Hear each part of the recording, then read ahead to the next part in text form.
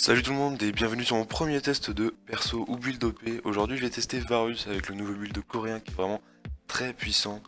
Donc c'est un build un peu hybride avec de la vitesse d'attaque. Je vais vous expliquer tout ça. Donc en termes d'items, dans l'itemisation on commence par un Ginzo, assez logique sur Varus. Donc qui rajoute des effets à l'impact qui sont non négligeables, surtout que c'est des dommages AP. Et que derrière on va faire de la pénétration, vous allez voir. Un boost d'attaque speed qui est évidemment non négligeable parce que c'est l'un des plus forts du jeu sur un seul item et en plus donne de l'AP et de l'AD, donc très intéressant. Ensuite le bout du rouleau qui lui donne de la réduction magique résistance sur les ennemis, donc forcément ça permet de taper encore plus fort, plus de la vitesse d'attaque et ça nous permet d'être un petit peu plus tanky, ce qui est forcément un avantage quand on est un ADC. Donc derrière les bots on a plusieurs choix, soit des bots tank si vraiment il y a quelque chose à tanker en face ou s'il faut cesser un petit peu moins longtemps, donc pourquoi pas partir sur des mercuriels, c'est à vous de voir, ça dépend de votre game. Donc ensuite ils ont des bots de vitesse d'attaque assez basiques. Ensuite derrière vous pouvez partir sur le sablier de Zonia. Sablier de Zonia qui est un très bon item surtout pour un ADC, puisqu'il peut facilement se faire focus en teamfight, donc ça permet voilà, de temporiser beaucoup et de gagner sûrement quelques teamfights. Vous allez voir que ça m'a sauvé une ou deux fois dans le rec. Et ensuite le bâton du vide pour pénétrer encore plus les tanks, tout ce qui est en bas. Vous pouvez voir que ça va vraiment permettre de faire des bons one shot sur même des tanks, des scanners, des choses comme ça. Vous allez voir dans la vidéo. Et le rabat donc pour stack la paix éventuellement ça nous permet de monter il me semble jusqu'à 20% de PV max sur le W de Varus. Donc c'est un stuff qui est vraiment basé sur le W de Varus et donc ses sorts qui se proc à côté. C'est vraiment très fort. En face de lane c'est un peu faible. Vous allez voir que j'ai pas mal galéré dans la vidéo. Mais je vous laisse découvrir ça tout de suite. Bonne vidéo.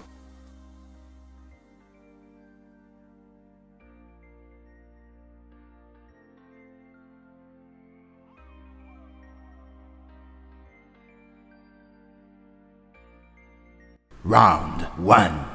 Fight!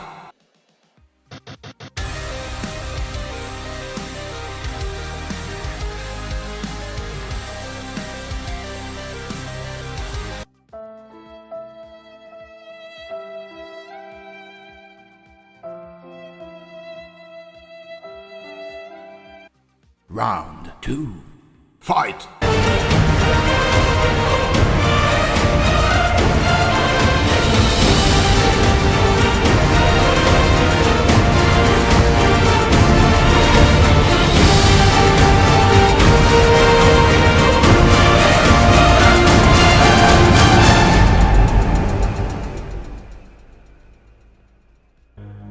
Interrimo ad appare dorime, ameno, ameno, lanciremo.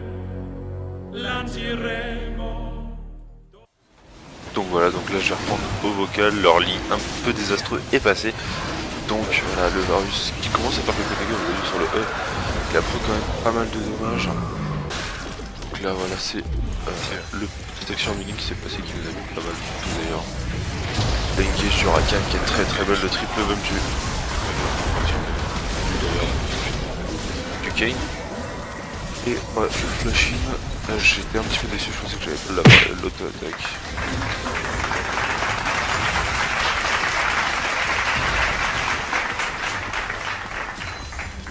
10 seconds later.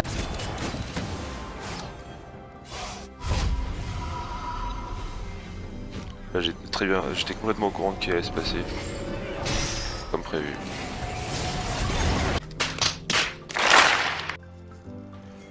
Donc là c'est une petite action sur la botlane. C'était le Z il me semblait qui a essayé d'aller push la botlane. Il s'est fait 4 par le Thresh. Très belle intervention du Rakan. Heureusement qu'il sauvera, moi je prendrai que sur Thresh à ce moment là. Donc c'est plutôt que le Skarner qui arrive. On va pas tenter de le prendre, mais je pense qu'on aurait pu hein. Et Kayn qui prend des dégâts. Action à mid lane quelques secondes après. C'est Black Mesa que je tue. Enfin, je vais pas 100% arrêter ski, mais ça permettait de revenir dans la game puisque, comme je vous l'ai dit, leur lit a été pas mal désastreux. Hein, mais voilà, vous pouvez voir mes objets. Ils sont fort intéressants quand même.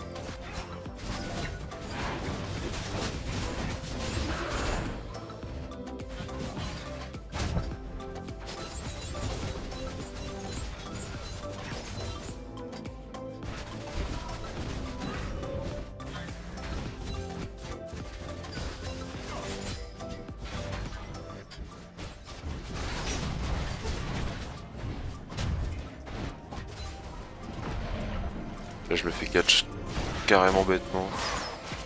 Je pensais qu'il allait venir sur moi, j'ai mis mon up roll slow. Et Skarner carrément sans poignade. C'est mort. J'ai de flash out en continuant de fight. Je flash vers le Nasus. Et malheureusement. Il a mis un Q. J'ai plus la Xayah qui a ah non, ils sont seuls. Ah non, c'est là. Là-dessus. Kai'Sa, pour prendre les aides apparemment. Les HP restants du Nasus. Kai'Sa qui peut prendre. Vous voyez le proc du E qui vient de lui mettre presque jet life alors que j'étais pas spécialement bien dans la game à ce moment-là. Je trouve que c'est vraiment intéressant en termes de burst. Personnages qui ont des heals etc. Ça fait vraiment un petit peu sous la même forme que le hack Kalista d'ailleurs. Que c'est un build qui est fort intéressant. Ça se burst.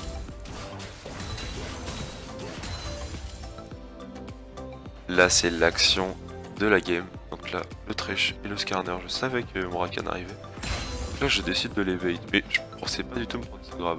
J'étais assez déçu. Je pensais le dodge. Je faisais pas de dodge. Là je me suis dit putain c'est la fin pour moi. Rakan qui me sauve. Moi je mets des 2 games pour ce temps là. Hallucinant. Et là, le sauvetage du Rakan qui est magnifique. Ouais. Là.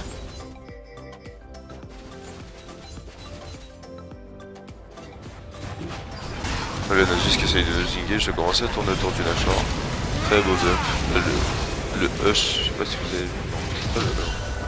C'est là-dessus là. Voilà qui proc, qui fait vraiment beaucoup de dégâts. Et j'ai pas encore beaucoup de dégâts. Putain ça va être n'importe quoi. J'étais en 7-7-6 donc avec même pas mon Zonia.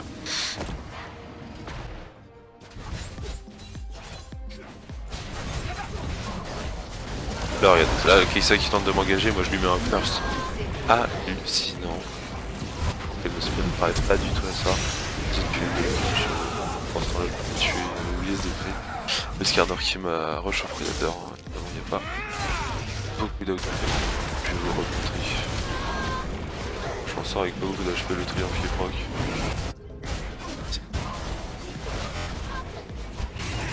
Voilà, c'est à ce moment-là. C'est comme ça. Donc 8-8-6 pour les... finalement Skarner on va essayer de tuer en faisant. Donc il est pas 100% pour lui. Bon là on commence à prendre de l'avance en gold, on a 2500 gold d'avance. Pour 28 à 28 kills.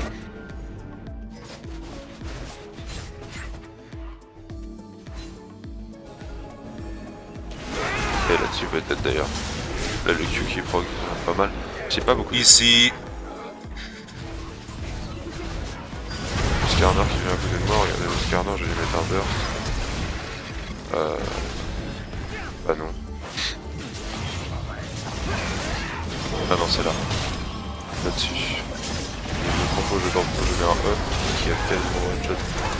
Les HP restants du Nasus. Kai'Sa qui tombe sous mes auto-attaques. Sous mes fléchettes.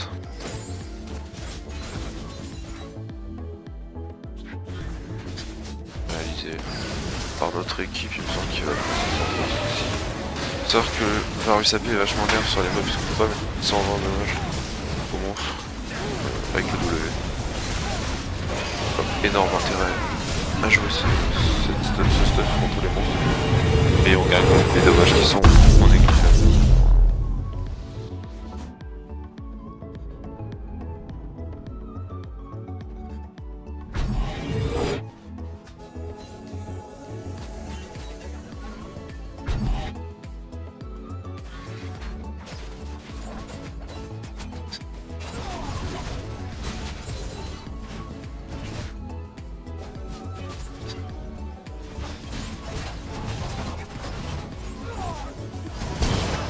Mais pas trop. Vous allez voir que ça va des bons gros dégâts. Zonia qui croque là-dessus.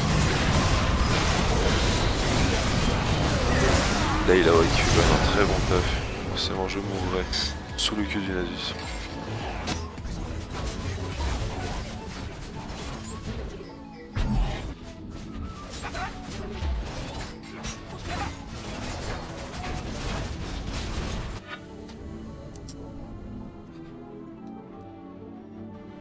Donc là, très grosse row de mon équipe là-dessus. Donc il restera ok. mais vous allez pouvoir découvrir les dommages de Varus. Quelques secondes. Peut-être là. Premièrement sur la Kai'Sa. Hop, là, voilà. Kai'Sa qui s'est fait pris 2 sorts. Lui qui veut me go, le flash out qui n'était pas nécessaire. C'est compliqué, le Z qui revient, le proc qui est énorme. Le shootback, je me dis que non, bon, le grid est là. Et c'est là que vous allez voir. Qu'est-ce qui s'est passé? Regardez, quelques auto-attaques, 2-3 auto-attaques, le Zonia. Il garde ses stacks, là je reviens. Le Q-spell, oh là là. Un quasi one-shot sur le Q-spell. Ah.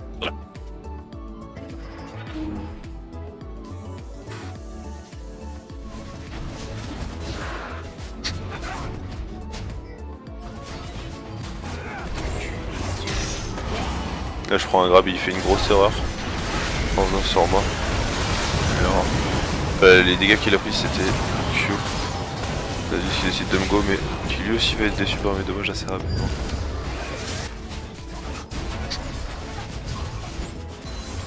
Je décide de farm parce que je me dis que ça ne sert à rien ce qu'ils étaient en train de faire. Et la preuve, Kane qui meurt. Celui qui fait ça. C'est pas un archi. La cancel et heureusement pour nous. Le reste c'est que j'avais mon R. Non même pas. Oui, non pardon.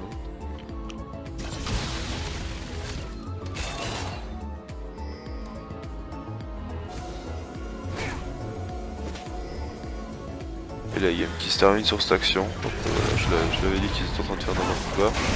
Malheureusement la game se termine là-dessus. Puisque je viens à mourir. Et malheureusement, c'est la débandade. Le raid, ils prennent le Nashor là-dessus. Donc voilà, c'est ça qui commence trop. Hein. Le Nashor.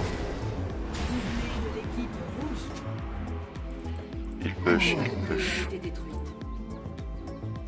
L'inhibiteur bleu a été détruit. La tourelle Push, bleue a été push, push, et ils s'arrêtent pas. Ils ont les persos pour push, et ils terminent la game là-dessus.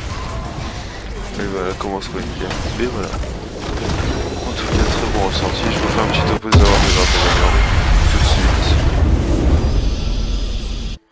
Donc voilà, donc cette vidéo est terminée. Je voulais faire un petit topo sur ce que j'ai ressenti avec ce personnage, ce que j'aime pas, les avantages et les inconvénients. Donc on va commencer par les avantages. Pour moi ça a très gros dégâts sur les tanks. Je trouve que c'est vraiment très utile contre une compo de tank, presque autant qu'une Vayne. Et j'aurais pas cru dire ça un jour. De Varus, ça a aussi l'avantage de push très rapidement sur tout ce qui est tourelle, objectif, dragon, tout ça. Mais après comme tous les ADC en général, mais voilà, ça garde cet avantage là même en tant qu'ADC hybride. Ça permet également de mettre un très gros cheese sur une game si les gens ne connaissent pas le build. Effectivement, tout le monde ne le connaît pas, ce build. Il y a plein de joueurs, surtout à Baello, tout ce qui est Silver, Bronze, Gold, je pense qu'il y a pas mal de gens qui vont pas connaître ce personnage, ou du moins ce build là, et du coup qui vont se faire cheese assez rapidement par les triple taux qui font pas beaucoup de dégâts, et derrière le burst qui met du moins 1000, moins 1500. Donc vraiment je pense que ça peut vraiment cheese, et donc ça permet de snowball rapidement, mais même sans le cheese ça peut snowball rapidement, puisque après 2-3 kills, une fois qu'on a le Ginzo, c'est GG quasiment. Là vous allez être overfed en Ginzo au bout du rouleau, puis derrière vous avez plus qu'à vous hiter mapper pour augmenter vos dégâts, mais clairement à partir de là vraiment ça fait des dommages vraiment intéressants. Sinon en termes d'attributs vraiment avantageux, si ce n'est le tank qu'il gagne grâce à sa RM et à ses bots, plus le Zonia qui lui donne de l'armure, c'est intéressant. Après très gros avantage également sur le Zonia hein, évidemment, puisque le Zonia lui donne le rang inciblable et l'empêche de taper pendant 2 secondes. Donc forcément ça fait 2 secondes de gagner dans un teamfight sur un gros assassin qui est plein de raisons. Je pense que voilà, ça peut vraiment avoir un avantage. Avoir l'avantage grâce à ça dans un teamfight et vraiment aider.